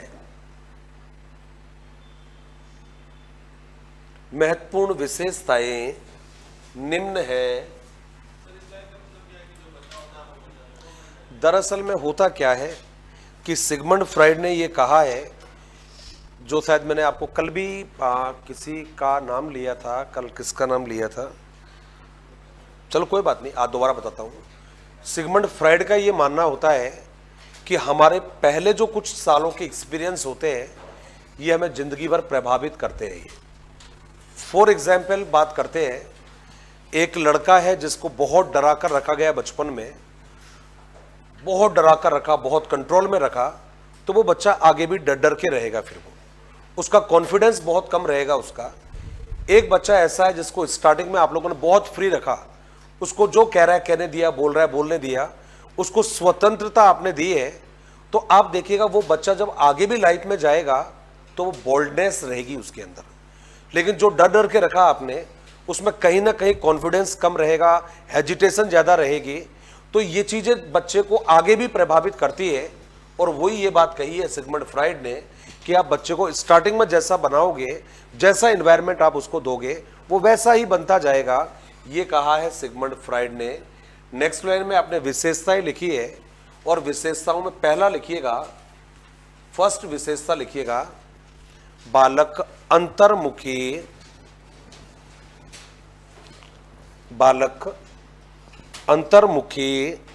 होता है।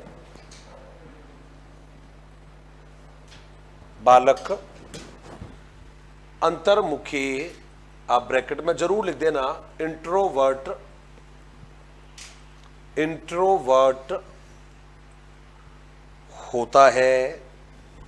कुछ एग्जाम्पल लिखा तो 2-4 इसके, है ना। क्योंकि मुझे पता अभी तो याद रहेगा, लेकिन सुबह घर जाके भूल जाओगे आप लोग। जैसे जैसे एकांत प्रिय अकेला रहना, एकांत प्रिय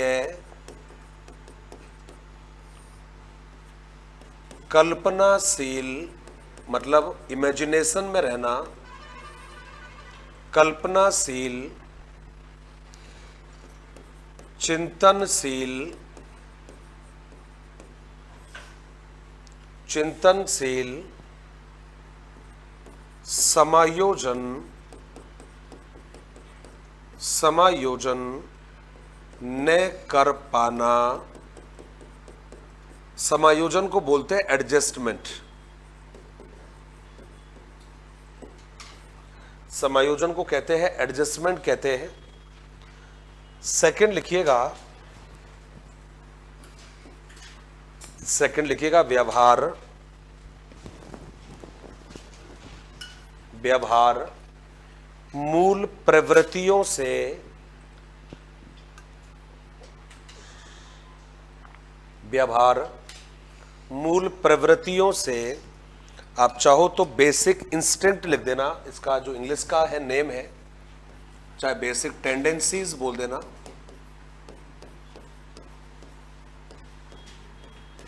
बेसिक टेंडेंसीज इंग्लिश में कहते हैं, मूल प्रवृत्तियां ब्रैकेट में बेसिक टेंडेंसीज लिख देना की प्रधानता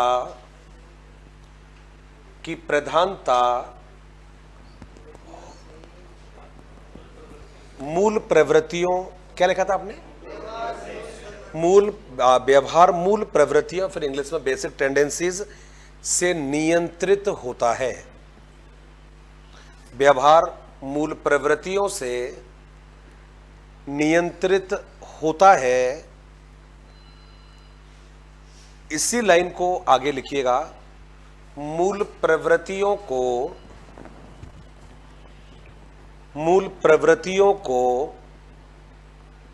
व्यवहार का चालक कहते हैं। मूल प्रवृत्तियों को व्यवहार का चालक कहते हैं, जिनका जनक विलियम मैकडूगल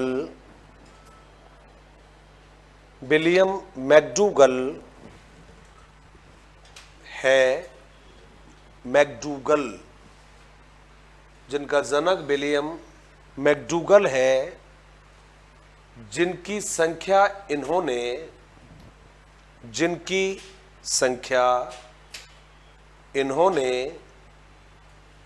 14 बताई है।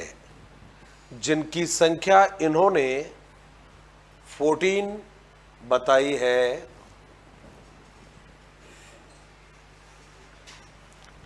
देखा भाई आप सभी ने, 2 ग्लैंड्स के नाम है। ग्लैंड्स का मतलब होता है ग्रंथियां होती है, और शायद नाम भी सुना होगा आप लोगों ने।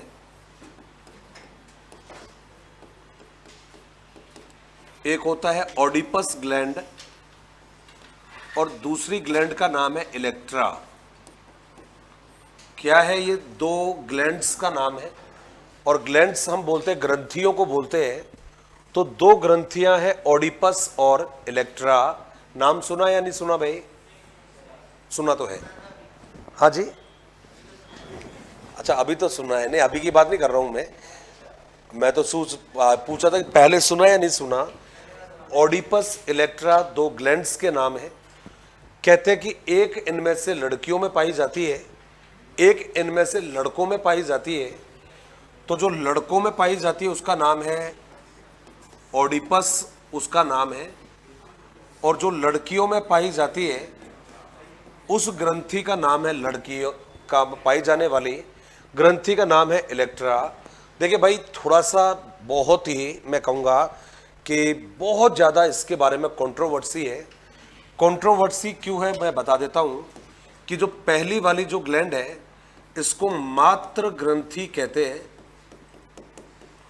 और जो सेकंड वाली है इसको पितृ ग्रंथि कहते हैं, तो अब आप कहोगे सर क्या मतलब है ये मातृ ग्रंथि, पितृ ग्रंथि, लड़कों में पाई जाने वाली, लड़कियों में पाई जाने वाली ओडिपस इलेक्ट्रा, है क्या माजरा ये? तो भाई देखिएगा, ऐसा कहते हैं कि यूनान में एक लड़का था जिसका नाम ओडिपस था, एक लड़की थी जिसका नाम था इलेक्ट्रा। कहते साहब ये जो ओडिपस नामक जो लड़का था, देखो हमारे यहाँ ऐसा नहीं होता भाई, हमारा जो धर्म है, हमारा जो समाज है, बहुत ही मैं कहूँगा नैतिक वाला माना जाता है, वैल्यूज वाला माना जाता है। तो यूनान में जो लड़का था जिसका नाम था ओडिपस, कहते ये ओडिपस नामक जो लड़का था ये अपनी माँ को बहुत ज़्यादा पसंद करता था। अटैचमेंट है, पसंद का मतलब प्रेम होता है, माँ बेटे का जो प्रेम होता है।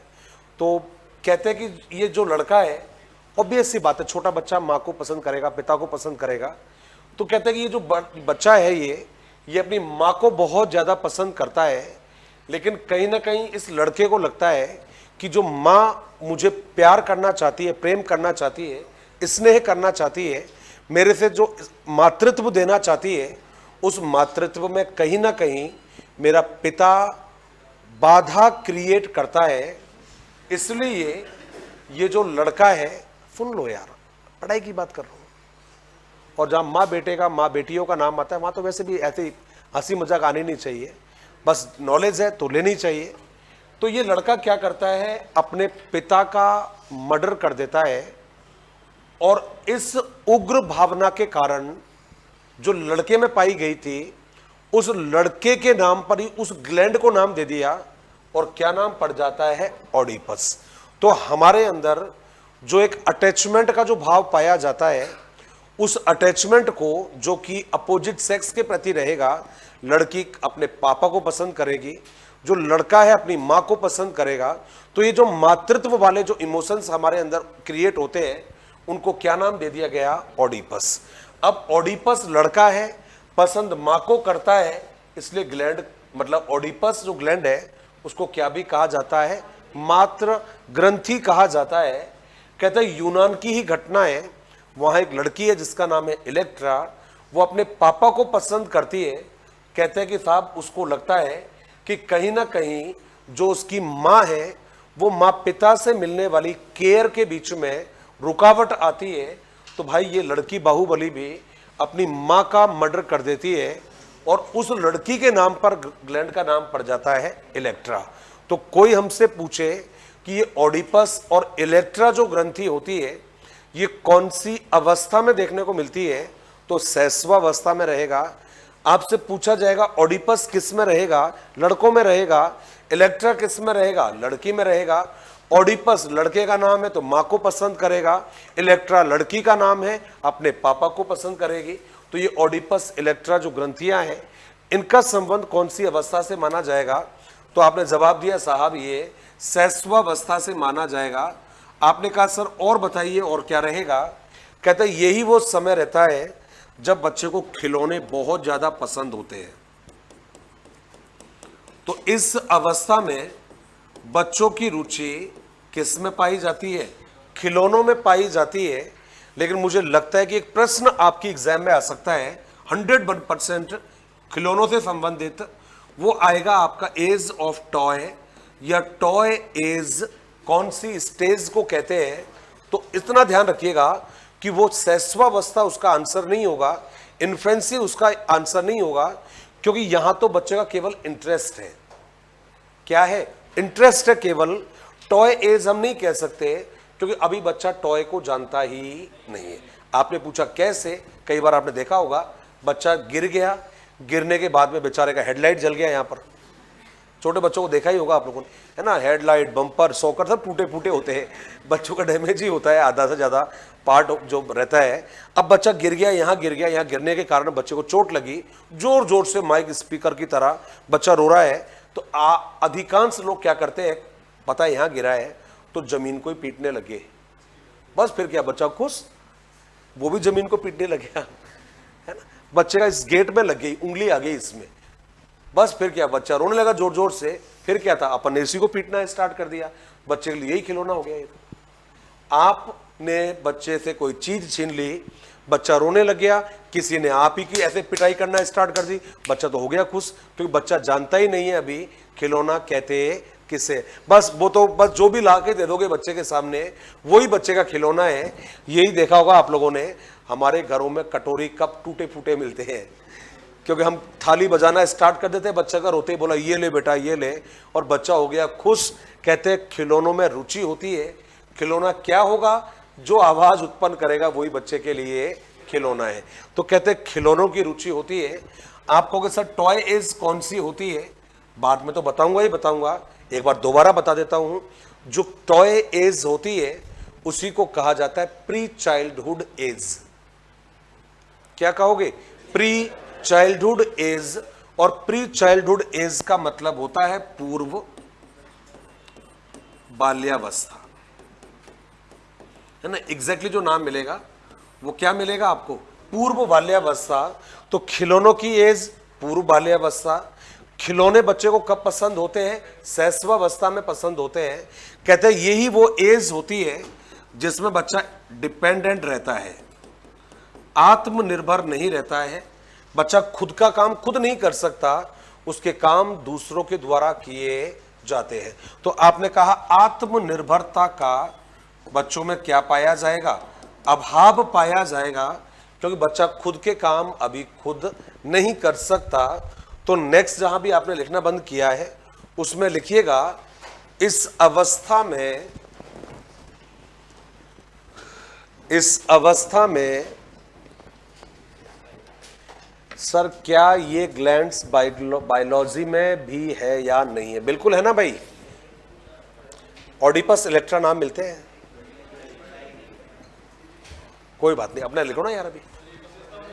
हाँ, विशेषता में कंटिन्यू करना है, जहां आपने अभी लास्ट पॉइंट लिखा है उससे आगे वाला उसमें लिखिएगा। क्या लिखा, अभी कुछ लिखा थोड़ी आपने। इस अवस्था में लड़कों में ओडिपस ग्रंथि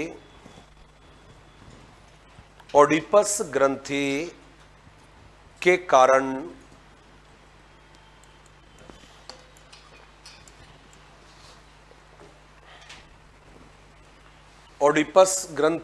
कारण अपनी मां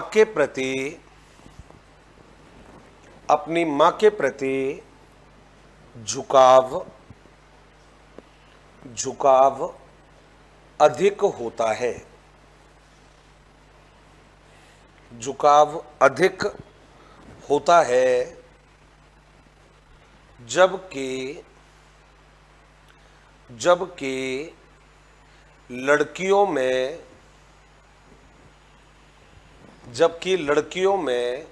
इलेक्ट्रा ग्रंथि के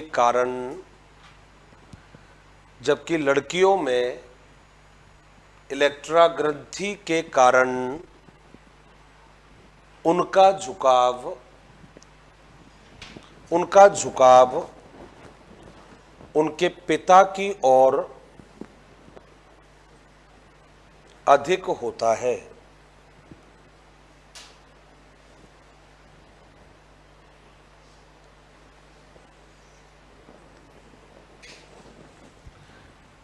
प्रश्न कितने आएंगे साइकोलॉजी के, ये तो आपको भी मालूम है, रहस्य है अभी, और ये रहस्य एग्जाम में जाकर ही उठेगा। ये टेंटेटिव जो मेरा इवैल्यूएशन कहता है वो अप्रोक्सीमेट 20 के सराउंड आना चाहिए। अब 20 का मतलब है भाई एक दो कम हो सकते हैं या एक दो ज़्यादा होने के चांस तो नहीं हो सकते, आएंगे 20 के हेरफेर में ही आएंगे। तो एक छोटा सा रफ आइडिया कह सकते हो 15 से 20। अब वो 17, 18 भी हो सकते हैं, वो 19 भी हो सकते हैं, वो 20 भी हो सकता है। तो आप तो एक बेस लाइन मान के चलिए 20 के आसपास। जहां तक आप ग्लैंड्स की बात करते हो, ग्लैंड्स हो चाहे मूल प्रवृत्तियां हो, ये बच्चों में होती है, लेकिन एज जैसे जैसे बच्चे की बढ़ती जाती है, बच्चा मिच्योर होता जाता है और इन भावनाओं पर नियंत्रण करना सीख जाता है। तो क्या होता है, अर्ली स्टेजेस में जब बच्चा मिच्योर नहीं है, ये प्रवृत्तियां बहुत ज़्यादा प्रबल होती है, और जैसे जैसे बच्चा खुद के ऊपर कंट्रोल करेगा तो ये प्रवृत्तियां फिर बाहर दिखाई नहीं देती। नेक्स्ट लिखिएगा, इस अवस्था में खिलौनों की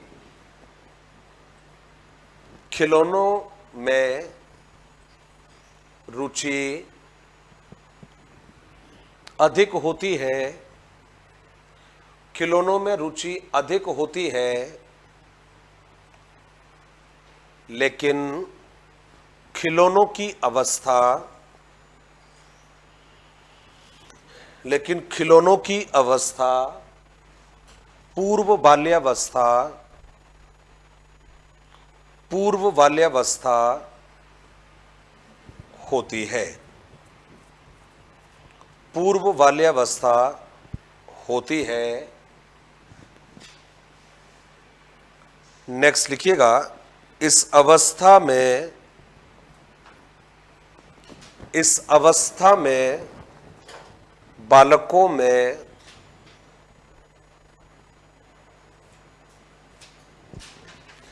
इस अवस्था में बालकों में आत्मनिर्भरता का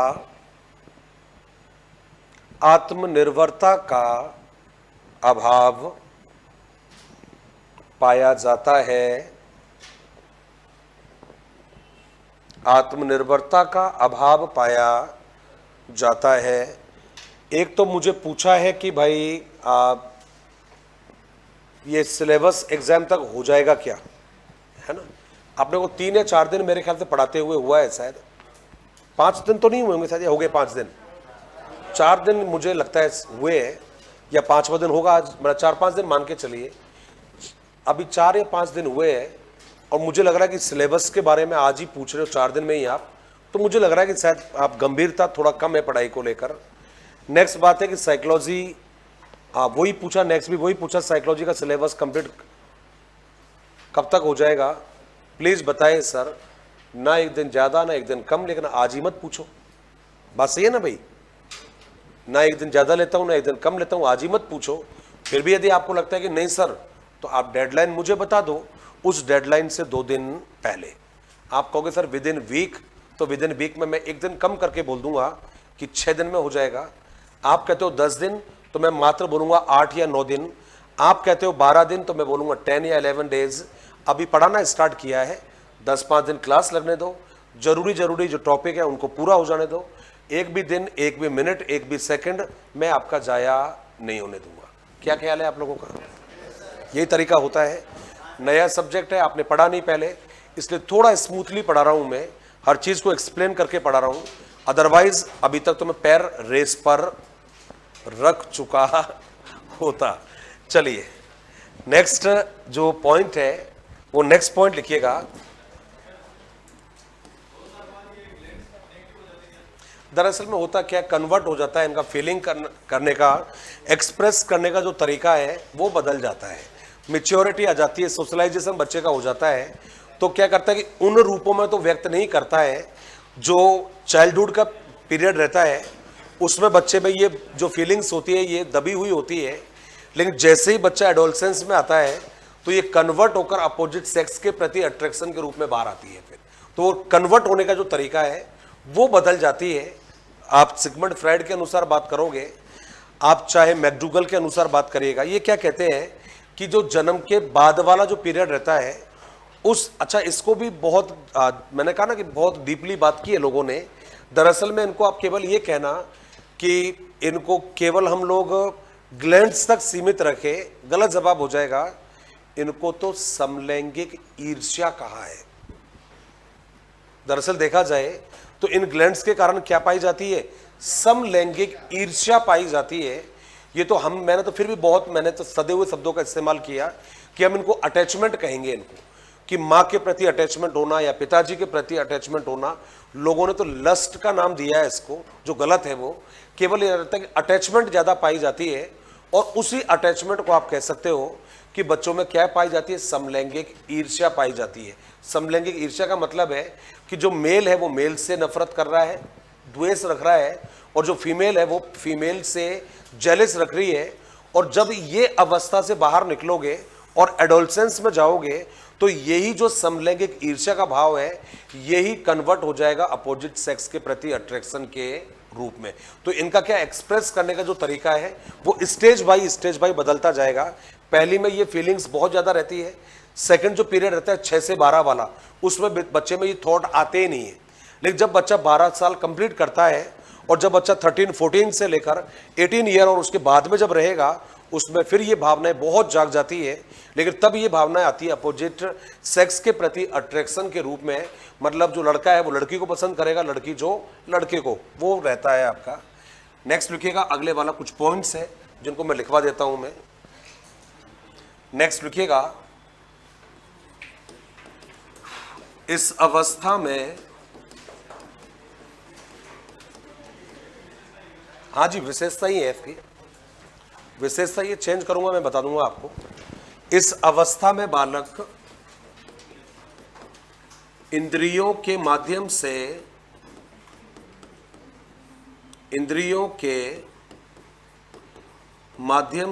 भाई इंद्रियां किसे कहते हैं?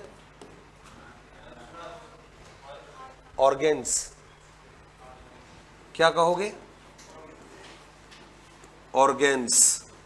ऑर्गेन्स कितने होती है? 5 होती है ना भाई? आंख,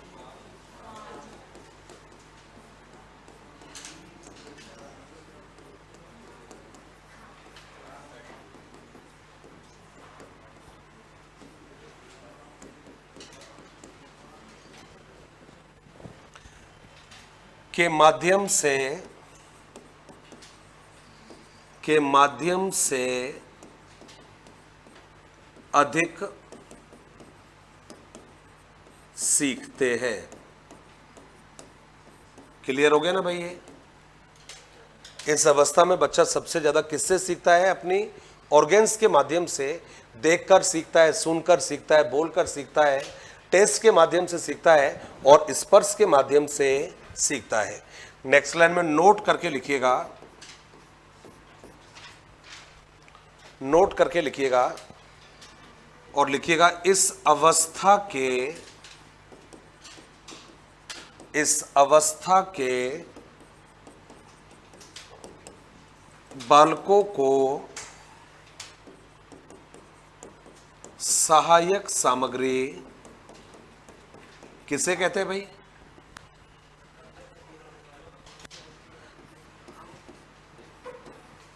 हाँ कह सकते हो ना, खिलौने, क्या दिक्कत है? टीचिंग एड, सहायक सामग्री, टीचिंग एड, खेल, प्ले को बोलते हैं, प्ले,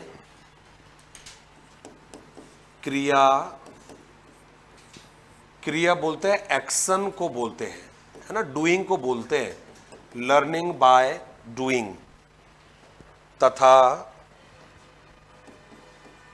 प्रत्यक्ष रूप से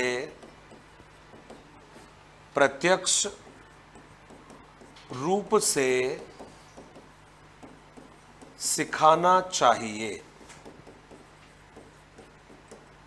प्रत्यक्ष रूप से सिखाना चाहिए। कुछ समझ में आया? आपसे पूछेगा ये हर चीज लास्ट में किससे जाकर जोड़ेगा? एजुकेशन से जाकर। आपका क्या लिखा हुआ है? शिक्षा, मनोविज्ञान। तो हर चीज को कहां जोड़ेंगे? लास्ट में शिक्षा के साथ जोड़ेंगे कि यदि 5-6 साल तक के बच्चों को सिखाना पड़े तो आप किसके माध्यम से सिखाओगे? सहायक सामग्री के माध्यम से। चित्र से बच्चों को दिखाइएगा, कोई पिक्चर दिखाइए, इमेज दिखाइए, मैगजीन दिखाइए, वो कहलाएगा टीचिंग एड कहलाएगा आपका। कहते हैं खेल के माध्यम से बच्चों को सिखाइए। कहते हैं क्रिया का मतलब है बच्चों को आप एक्सरसाइज करने को दीजिए, बच्चों को प्रैक्टिस करने को दीजिए, वो क्रिया कहलाएगा। प्रत्यक्ष का मतलब होता है कि जो भी बच्चों को सिखाना चाहते हो वो प्रत्यक्ष रूप में बच्चे के सामने लेकर आइए। आपने कहा बच्चों को अल्फाबेट सिखा रहे थे, आप ए सिखा रहे थे, तो ए फॉर एप्पल कह रहे हो, तो आपने बुक में देखा होगा ए छोटा लिख रहा होगा और एप्पल बड़ा लिख रहा होगा, तो बच्चे को वो ए याद नहीं हुआ, बच्चे को क्या याद हुआ? वो एप्पल याद हो गया है। उसी को क्या कहा आपने? प्रत्यक्ष रूप से सीखना। तो पूछेगा आपसे इस एज के बच्चों को कैसे सिखाओगे? कहता है टीचिंग एड, सहायक सामग्री के माध्यम से, खेल के माध्यम से, अभ्यास के माध्यम से। कहते हैं प्रत्यक्ष रूप से चीजों को प्रदर्शित करके। थर्ड स्टेज का नाम लिखिएगा, थर्ड स्टेज का नाम रहेगा बाल्यावस्था, चाइल्डहुड एज इसको कहते हैं।